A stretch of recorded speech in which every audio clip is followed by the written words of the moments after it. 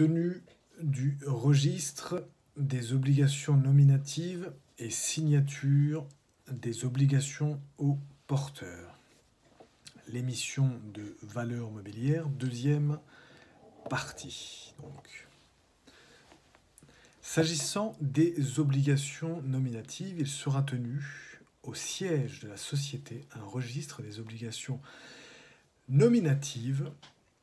Pour ce qui est de l'obligation au porteur, elle devra être signée par un administrateur ou membre du directoire ou encore par une personne déléguée à cet effet par le conseil d'administration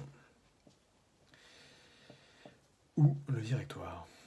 S'agissant de la signature d'une obligation au porteur, elle pourra être manuscrite, imprimée ou apposée au moyen d'une griffe.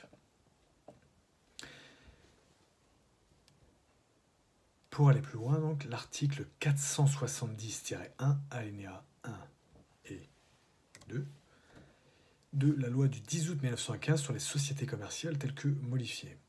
Article 470, alinéa 1. Début de la citation. Il est tenu au siège social un registre des obligations nominatives. Fin de la citation du premier alinéa. Deuxième alinéa de l'article 470-1 de la loi de 1915, l'obligation au porteur est signée par un administrateur ou membre du directoire ou une personne déléguée à cet effet, par le conseil d'administration ou le directoire, selon le cas.